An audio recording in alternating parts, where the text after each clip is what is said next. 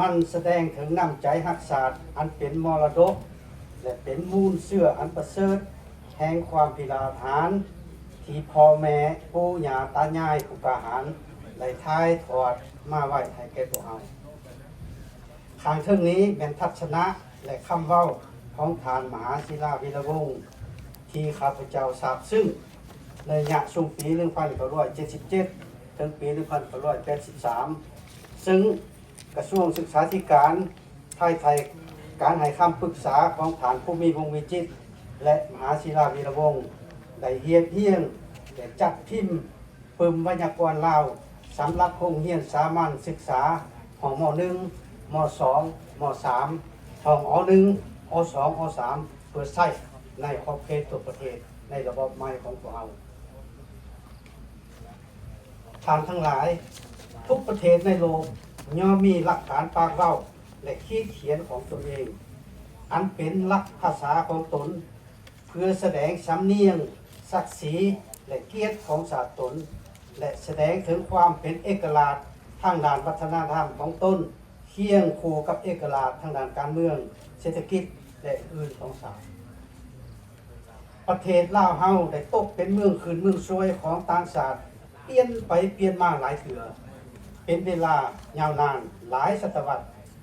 ได้เฮ็ดให้ภาษาวัฒนธรรมของชาติถึกแทรกแซงกดข่มยั่วเย้าให้หันไปนิยมปากเว้าไหลหำเฮียนเอาแบบแผนดำรงชีวิตของเขาเจ้า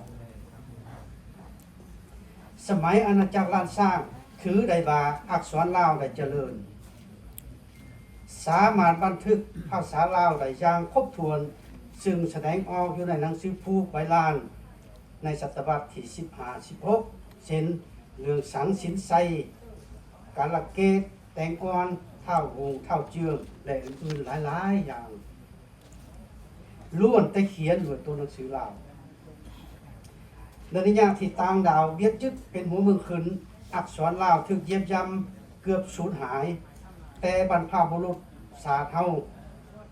ได้ต่อสู้อย่างองอาจกล้าหาญและทรหดอดทนเพื่อปกปักรักษาพัฒนาภาษาวรรณคดีและวัฒนธรรมของศาสตร์ให้คงอยู่เคียงคู่กับความเป็นเอกลักษณ์ของศาสตร์อันพ้นเด่นเป็นเริ่มแต่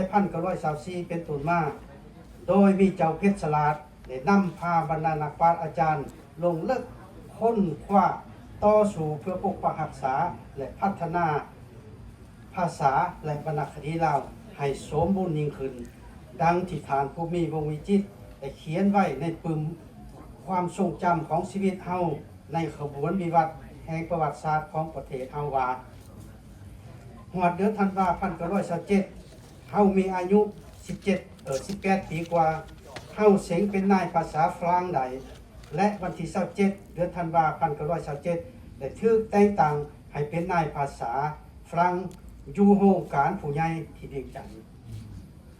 แม่นเวลาที่เฮาเริ่มต้นเป็นลูกมือรับใช้พวกลาเมืองขึ้นฝรั่งเจ้าเพชรฉลาดได้เอาเฮาไปร่วมค้นคว้าภาษาลาวประวัติศาสตร์ลาวและพุทธศาสนาร่วมกับเจ้าจิตตลาดมหาแก้วเปงินกุอภัยซอยเจ้าเพชรฉลาดอันได้เฮ็ดให้เฮาสามารถรับรู้อันถูกอันผิดอันดีอันชั่ว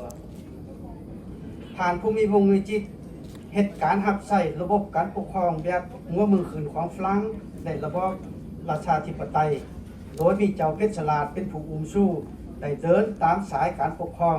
จากการเป็นนายภาษาแปร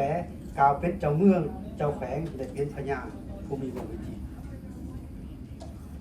หลังจากสงครามโลกครั้งที่2เพิ่นได้หันทิศเดินตามเส้นทางต่อสู่ปลดปล่อยศาสตร์ของแนวราษฎรศาสตร์แล้วได้กลายเป็นผู้นำหนึ่งอยู่ในผู้นำของการปฏิวัติปลดปล่อยศาสตร์ท่านมหาศิลาวีระวงศ์เมื่อสอบเสงในมหาประโยคที่บางกอกแล้วได้เดินทางมานครหลวงมาเวียงจันทน์ในปี 1930 และเขาเฮ็ดเวียกเป็นเลขานุการของเจ้าเพชรฉลาดในโอกาสนั้นได้ประกอบภารกิจฟื้นฟูการศึกษา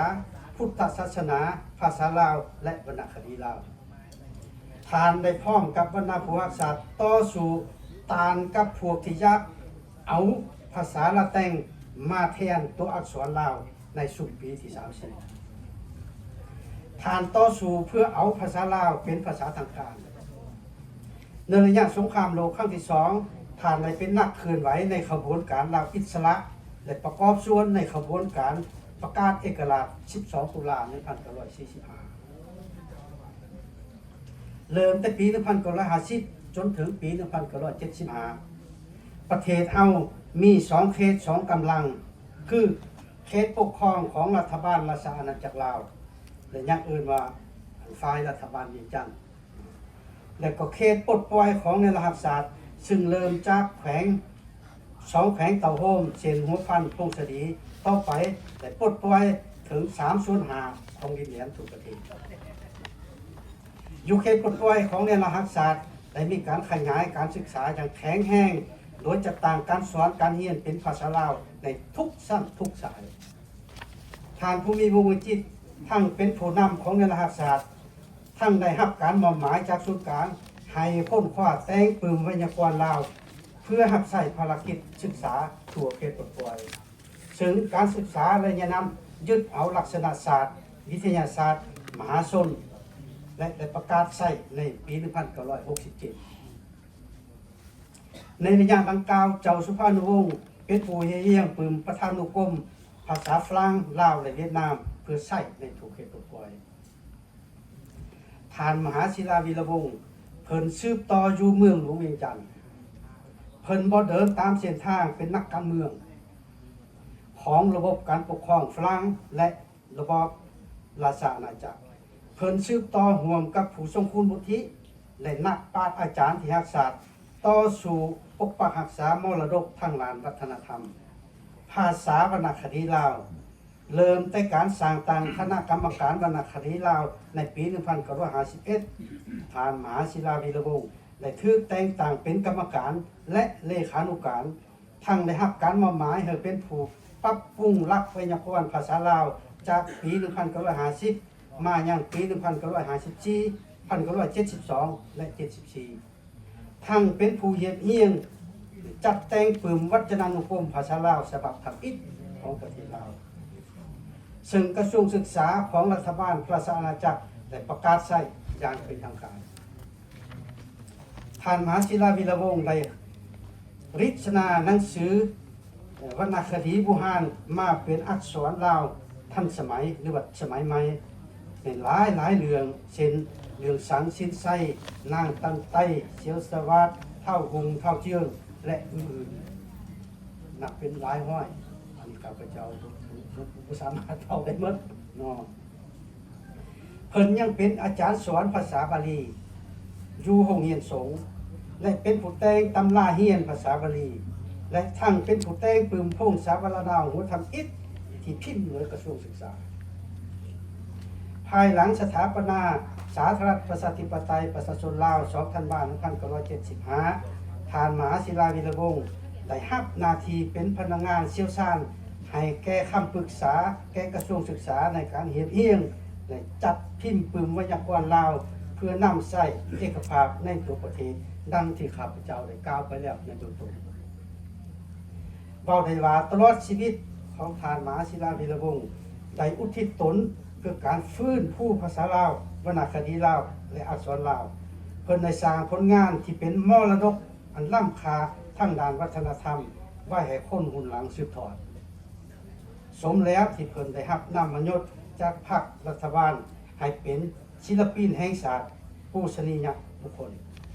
ขอตบมือส่งเสริมท่านผู้มีเกียรติและท่านผู้อาวุโสที่เคารพโดยสืบทอดมุ่งชื่ออันประเสริฐของบรรพบุรุษนั้นที่ได้กล่าวไปแล้วข้างต้นปี 2024 นี้